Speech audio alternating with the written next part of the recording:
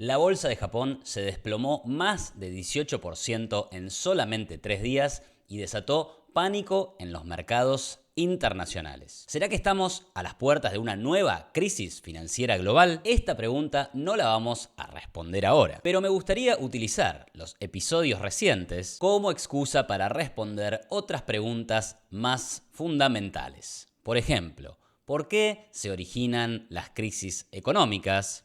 Y, ¿acaso más importante, cómo pueden resolverse estas crisis? Estas preguntas no son nada fáciles de responder y a lo largo de la historia del pensamiento económico han dividido a los economistas en diferentes escuelas de pensamiento. Así que a continuación vamos a analizar las respuestas de 3 de estas grandes escuelas. ¿Cuál es el origen de las crisis económicas? ¿Cómo arreglarlas? Frente a estas preguntas, los economistas no suelen ponerse de acuerdo. Y de hecho, es uno de los temas por los cuales podemos hablar de que existen diferentes escuelas de pensamiento en economía. En lo que queda de este video, me gustaría conocer, entonces, ¿qué respuesta dan a estas dos preguntas fundamentales respecto de las crisis económicas 3 escuelas económicas distintas? La de los economistas keynesianos, la de los economistas monetaristas y la de los economistas de la Escuela Austríaca de Economía. Empecemos con la visión keynesiana, probablemente la más extendida dentro de la enseñanza de la economía en las escuelas y las universidades. John Maynard Keynes nació en Inglaterra en el año 1883. Y si bien ya era famoso para la época, se consagró cuando en 1936 publicó su obra magna, La Teoría General de la Ocupación, el Interés y el Dinero. En ese libro, que iba a postular que el capitalismo adolecía de problemas de demanda agregada recurrentes, iba a poner como origen principal de las crisis económicas a una oscilación muy fuerte de la inversión debida a algo que él llamó los espíritus animales o la energía animal de los inversores. Para Keynes, las decisiones de inversión de los empresarios no estaban regidas solamente por un frío cálculo económico y las proyecciones financieras, sino también por la energía animal que a veces se veía influenciada por olas de optimismo y olas de pesimismo. Dados estos espíritus animales, la inversión, que para Keynes era un componente fundamental de la demanda agregada de la economía, iba a oscilar de manera muy violenta, pero también muy impredecible. Y era esto lo que estaba detrás de los ciclos económicos de auges y luego caídas. Básicamente, cuando había mucho optimismo de parte de los inversores, la economía entraba en una etapa de auge, pero si de repente el humor cambiaba y el pesimismo se apoderaba de los inversores, entonces íbamos a ingresar en una crisis económica por falta de inversión y por una caída de la demanda agregada de la economía. Así que, para Keynes, el origen de las crisis económicas es la fuerte oscilación de la inversión derivada de la existencia de espíritus animales en el mercado. ¿Qué hacer frente a esta situación? En su obra La Teoría General, John Maynard Keynes sostiene que para remediar este problema no podemos descansar en las políticas de laissez-faire. No podemos descansar en que el mercado libre va a resolver por sí solo una crisis económica. Por otro lado, tampoco tenía mucha confianza Keynes en que una política monetaria que en el momento de la crisis redujera las tasas de interés para tratar de estimular el consumo y la inversión fuera a tener mucho éxito.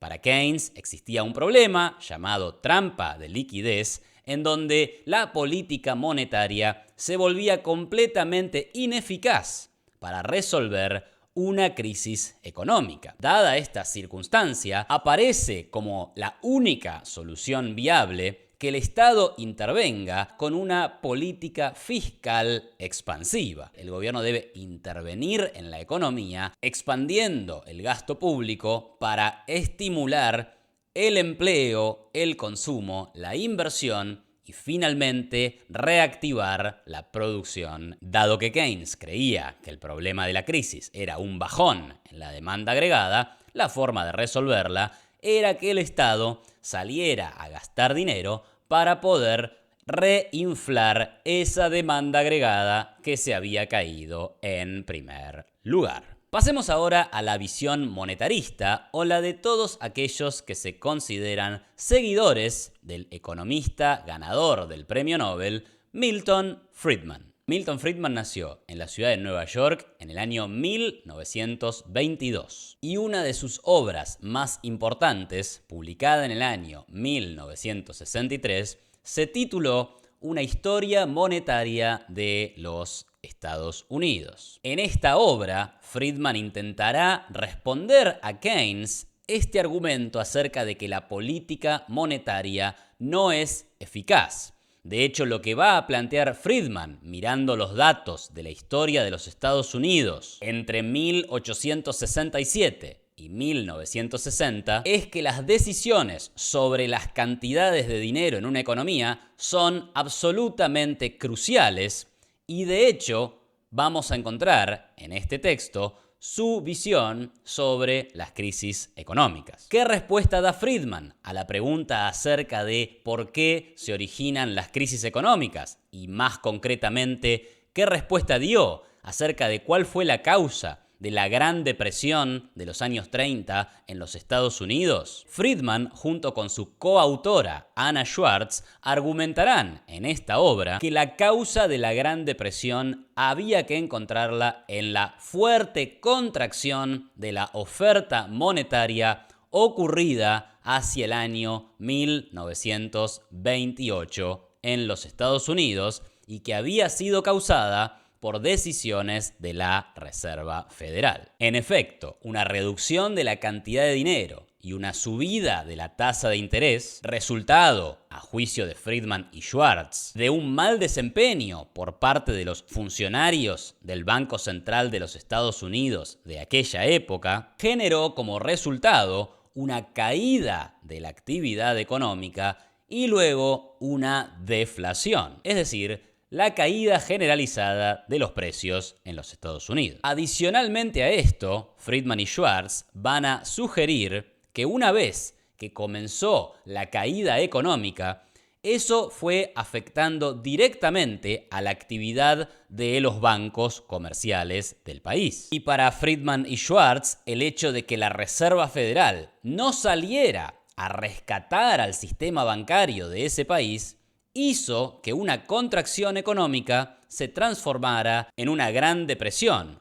o en la depresión más grande de la historia de los Estados Unidos. Es decir, que para Friedman y los monetaristas en general, las crisis económicas no serían el resultado de las políticas del libre mercado, sino de errores cometidos por los bancos centrales. Contraen la cantidad de dinero cuando no deben hacerlo. Ahora bien, en cuanto a la solución a este tipo de crisis económicas, tanto Friedman como Schwartz y posteriormente un presidente de la Reserva Federal que recientemente ganó el premio Nobel, como Ben Bernanke, la solución a la crisis económica no es dejar que el mercado lo arregle, sino más bien hacer que la autoridad monetaria emita todo el dinero que sea necesario para evitar la caída de los precios, la caída de la actividad económica y fundamentalmente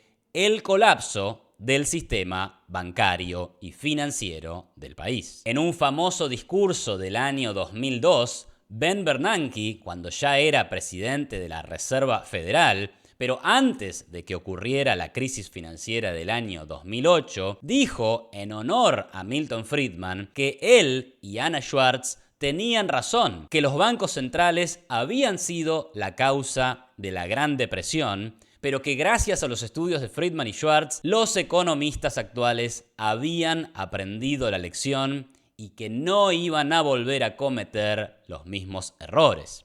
Y siguiendo esa idea, es que Ben Bernanke, cuando fue presidente de la Reserva Federal y cuando llegó a impactar la crisis financiera del 2008, decidió no solamente reducir las tasas de interés a valores jamás vistos del 0%, sino que una vez que la tasa llegó a esos niveles, inició los programas conocidos como flexibilización cuantitativa, en donde el Banco Central salió a comprar títulos de deuda pública y títulos de deuda hipotecaria como una forma adicional de llenar de liquidez al mercado, inundar el mercado de dólares para evitar un colapso financiero mayor. Para resumir entonces la visión monetarista, la causa de la crisis es una reducción muy rápida en la cantidad de dinero que genera una caída del nivel de actividad y luego una caída en el nivel de precios, pero la solución, una vez ocurrida la crisis, también está en manos del Banco Central. Tiene que salir a emitir, principalmente para darle liquidez al sistema bancario y evitar que una contracción económica se transforme en una depresión. Pasemos ahora a la visión de la Escuela Austríaca de Economía. Para adentrarnos en ella tenemos que remontarnos a los textos del economista austríaco Ludwig von Mises, quien en 1912 publicó su obra La teoría del dinero y del crédito. Estos escritos fueron luego recogidos por su más destacado alumno y ganador también del premio Nobel, el austríaco Friedrich August von Hayek, que nació en Viena en el año 1899 y que en 1931 publicó un libro llamado Precios y Producción, donde puede encontrarse una visión clara y detallada sobre la teoría austríaca del ciclo económico. Para Mises y Hayek, la causa de las crisis tampoco tiene que ver con los espíritus animales del mercado o con un mercado que ha sido demasiado libre. La causa de la crisis, para Mises y Hayek, es en realidad la intervención del gobierno en el mercado monetario y crediticio. Más específicamente, para la Escuela Austríaca de Economía, las crisis económicas son el resultado de haberse generado un auge previo que era insostenible. Para explicar este auge insostenible, los austríacos nos van a decir que este auge comienza cuando la autoridad monetaria decide aumentar la cantidad de dinero y por lo tanto reducir la tasa de interés por debajo del nivel que establecería un mercado no intervenido de ahorro y crédito. La baja de la tasa de interés por debajo de su nivel natural confunde a los que toman decisiones de inversión y les hace creer que sus proyectos son más rentables de lo que en realidad serían si prevaleciera una tasa establecida por el mercado. Sin embargo, esta nueva tasa creada por la emisión de dinero del Banco Central lleva a los inversores a encarar nuevos proyectos productivos, pero que a la larga van a demostrar ser insostenibles. Estas inversiones no representan las verdaderas preferencias de ahorro y consumo de la ciudadanía y entonces no responden a una verdadera demanda de los consumidores. Tras pasar un cierto tiempo, esta tasa de interés no puede mantenerse demasiado baja por demasiado tiempo y cuando empieza a corregirse, o bien cuando empieza a subir la inflación, se demuestra o queda expuesto que estos proyectos productivos eran insostenibles y entonces empiezan a cerrar y empieza a crecer el desempleo junto con el inicio de una recesión. La causa de la crisis, entonces, para la escuela austríaca, es la intervención del gobierno en las tasas de interés y fundamentalmente la generación de un auge económico que luego va a quedar expuesto como un auge insostenible que iba a dirigir inevitablemente a una corrección o bien a una gran crisis. ¿Cuál es entonces la solución para las crisis económicas que ofrece la escuela austríaca? Y si bien acá hay algo de debate, creo que lo que podemos decir es que la particularidad que tiene la escuela austríaca es que más que un sistema para resolver la crisis una vez que ésta se inició, ofrece un sistema para evitar que estas crisis ocurran. Y esta solución es tan sencilla como polémica o revolucionaria. ¿Por qué digo sencilla? Bueno, porque básicamente, como el culpable de la crisis ha sido el Banco Central, la propuesta de muchos autores de la escuela austríaca es que los bancos centrales deberían abolirse, o al menos los bancos centrales como instituciones dirigidas y gobernadas por los estados. Sin un banco central, las tasas de interés siempre responderían a las preferencias de ahorro y consumo de los agentes económicos y por lo tanto no podrían generarse booms insostenibles,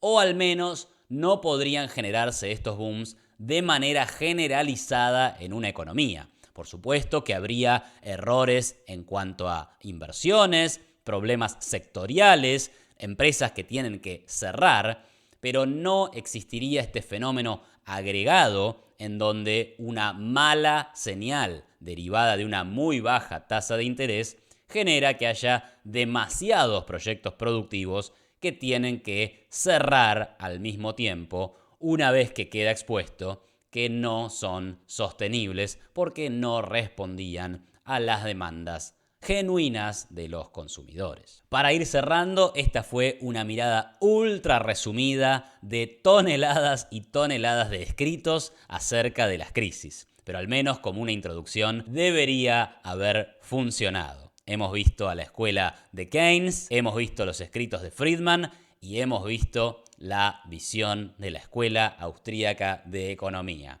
Y yo me pregunto, acá entre mis seguidores, ¿qué explicación conocían más?